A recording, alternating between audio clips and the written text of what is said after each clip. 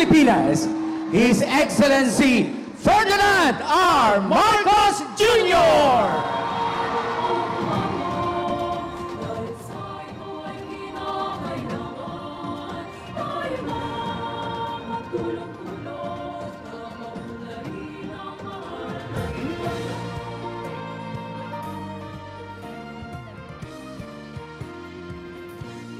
Ngayon po ay ating natutunghayan ang pamamahagi ng mga bigas sa bawat pamilya dito sa Parañaque City.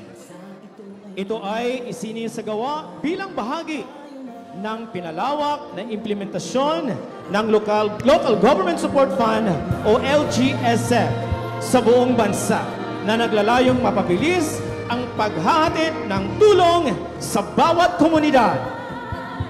Ngayon ay ating nasasaksihan na pinangunahan ng ating mahal na Pangulo ang pamamahagi ng tig 10 kilong bigas sa ating mga benepisyari.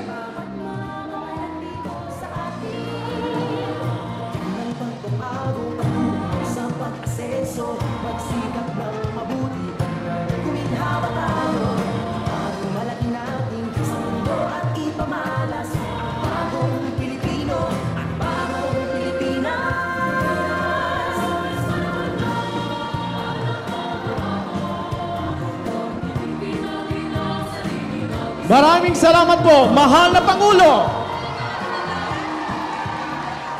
Muli mga kababayan, ang Pangulo ng Republika ng Pilipinas, His Excellency Ferdinand R. Marcos Jr.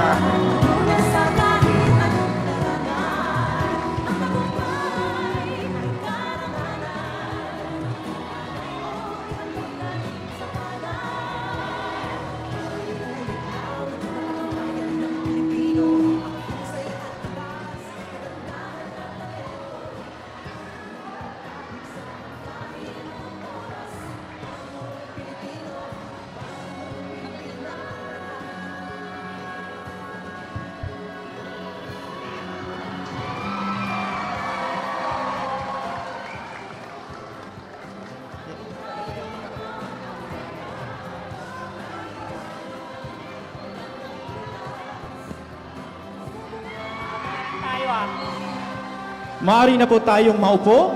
Maraming salamat po. Magandang hapon po sa ating lahat. Tayo ay nagtitipon-tipon ngayon para Bawat bayan, makikinabang, Parañaque City. Mayor Edwin L. Olivares para sa kanyang pambungad na talumpati. Sa ngalan po ng lungsod na Parañaque, sa ngalan po ng aming pong mahal na Congressman Eric Olivares, Congressman Brian Yamsuan, ang aming Vice Mayor Benjo Bernabe, sa lahat po ng ating mga konsyal, sa lahat po ng ating mga kapitan, barangay official, sa lahat po ng ating homeowners, Presidente ng Parañaque, we would like to welcome ang ating pinakamamahal na Pangulo ng lungsod ng Parañaque. Andito po siya, ipinakikilala po natin, Our Excellency President Ferdinand Bongbong Marcos Jr. And of course, upang tanggapin ang cheque, tinatawagan po natin si Mayor Edwin Olivares kasama ang ABC President Noel Aplos na maraming salamat po, mahal na Pangulo.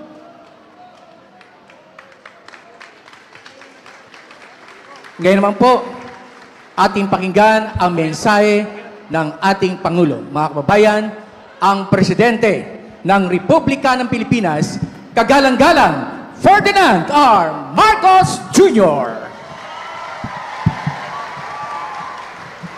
Maraming salamat po sa inyong lahat.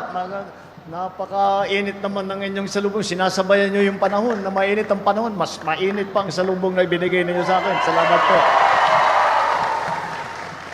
At magandang hapon po sa inyong lahat. At ako po'y natutuwa na nagkataon ulit ako na makabalik at makasama kayong lahat.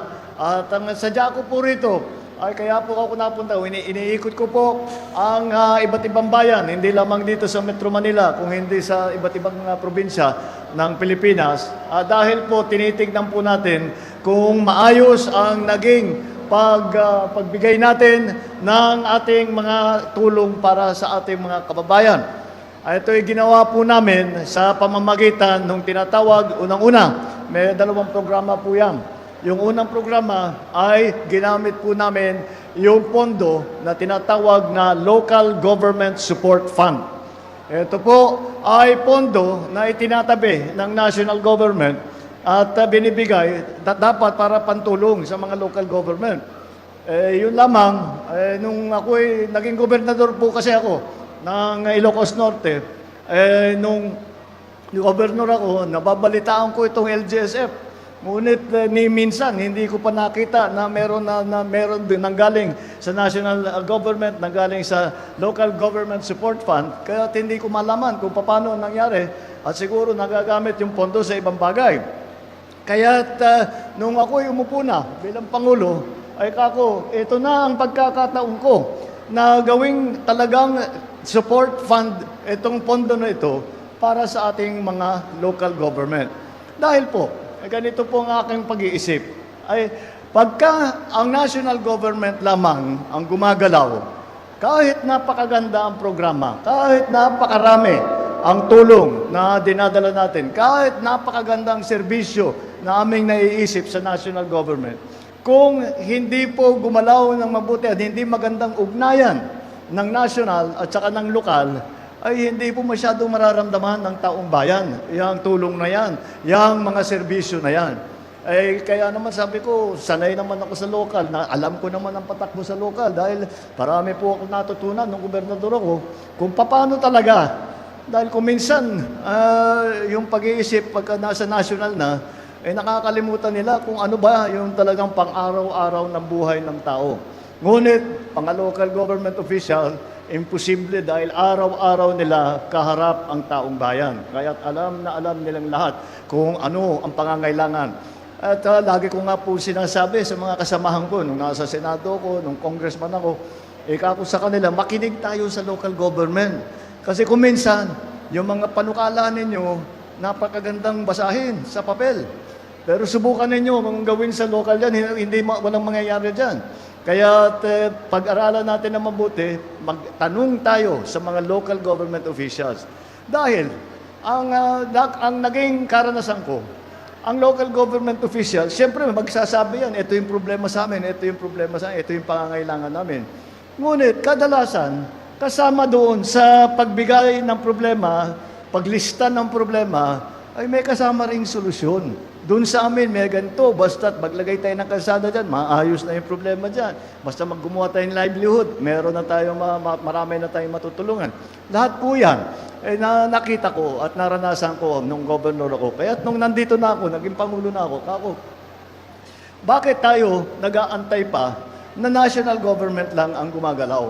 Alam naman po natin, ang katotohanan dito, yung national government, kung kami lang ang gumagalaw, may kabagalan dahil mga layo ng panggagalingan ng kung ano man ang gagawin.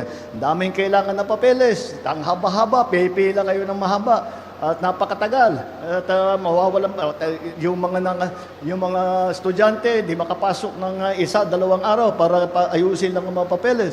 Yung mga iba kailangan mag-leave sa kanilang mga trabaho.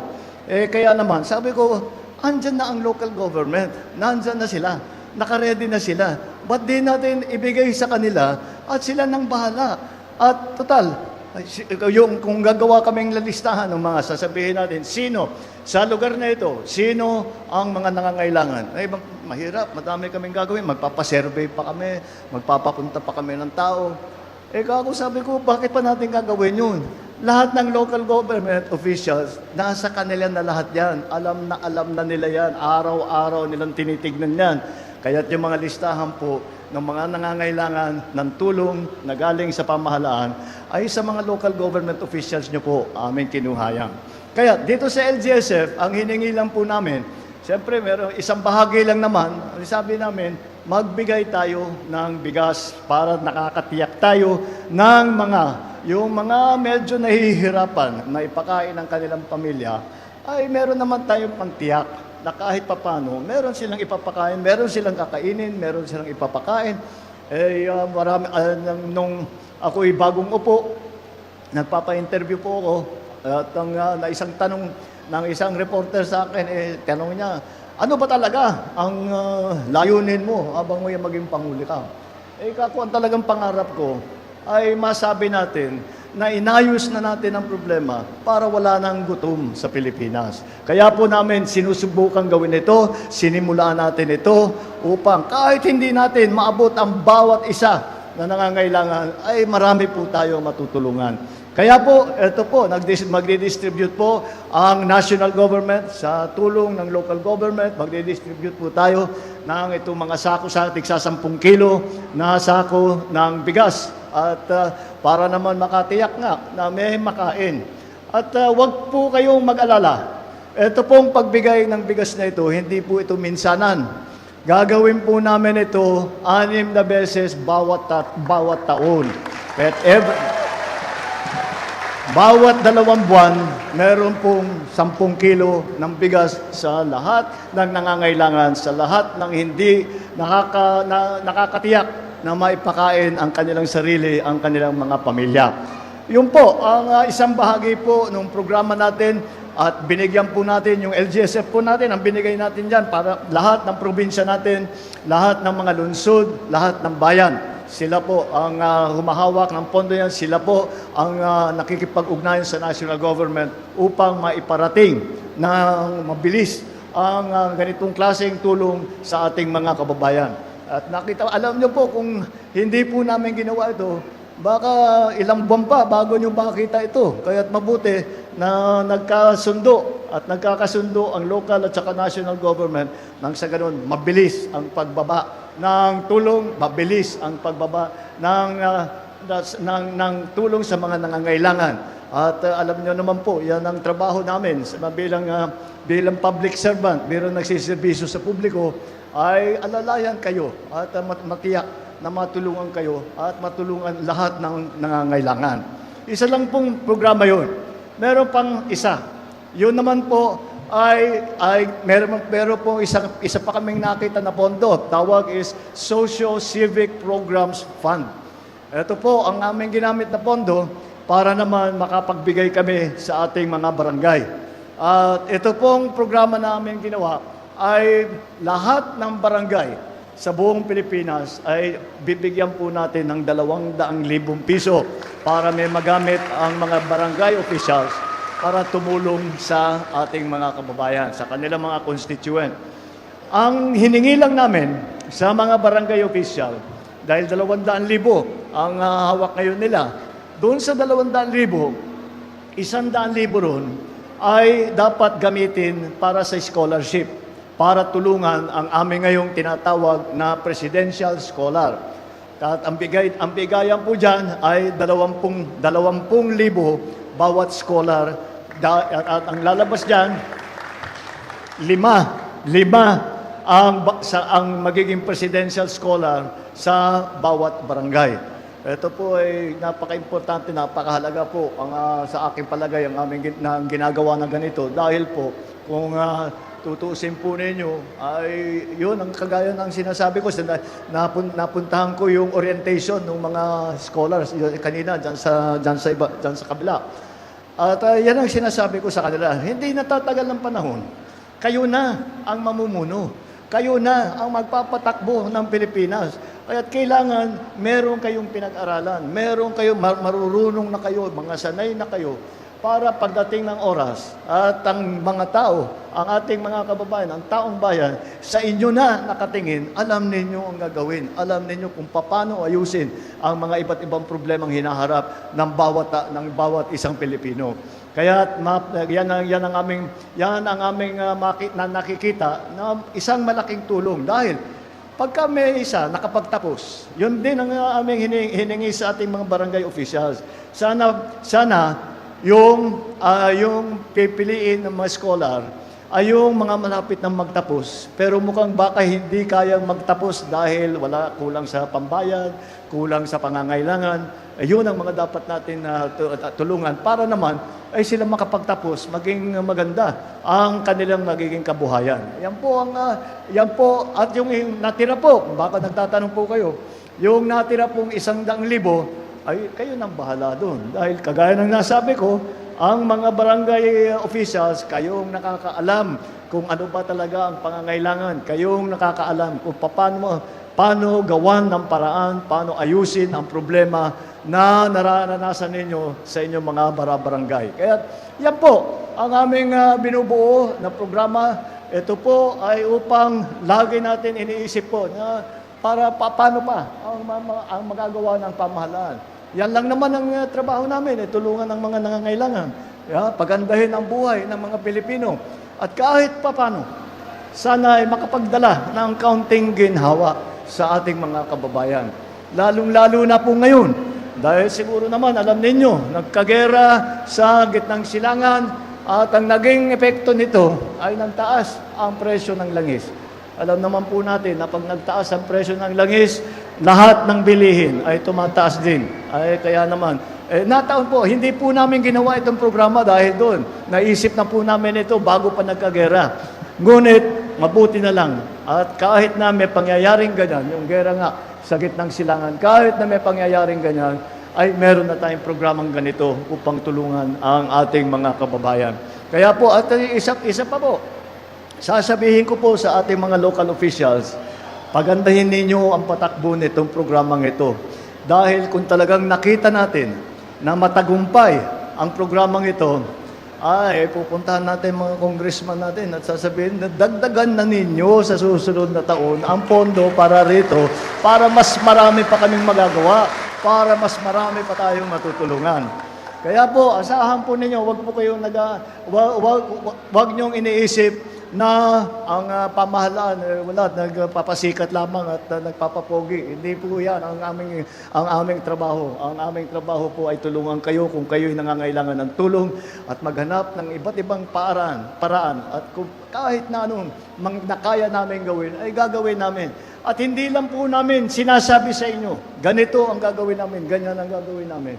Kami po ay nakikinig din sa inyo at kailangan alam namin kung ano ba talaga ang naiisip ninyo, kung ano ba talaga ang mga prioridad ninyo para alam namin ang gagawin namin at asahan po ninyo na ang inyong pamahalaan ay nandito, nasa tabi ninyo at ginagawa po namin lahat ng aming kayang gawin upang pagandahin ang buhay ng ating mga kababayan, upang pagandahin ang Pilipinas. At yan ang ating pangarap para sa ating lahat at sana naman sa pag tumagal na ang panahon, makikita natin na hindi lamang yung pang-araw-araw na buhay ang nagbago, kung hindi ang takbo ng buong Pilipinas, ng inyong lungsod, ng inyong probinsya, ng inyong bansa. Kaya po, asahan po ninyo, nandito po kami, lagi po nag-iisip upang paano kayo tulungan, nakikinig sa inyong mga hinain, at gumagawa ng kahit na anong paraan upang kayo'y matulungan. Maraming salamat po. Magandang hapon po sa inyong lahat. Mabuhay po kayo. Maraming salamat po, mahal na Pangulo. Ngayon po ay ating inihiling sa ating mahal na Pangulo ang isang group photo kasama ang lahat ng ating mga benepisyaryo at mga bisita. Hiniling din po natin sa ating mga benepisyaryo at mga bisita na magsitayo at samahan ang ating mahal na Pangulo. All right, ready? At the count of 3, 1, 2, 3.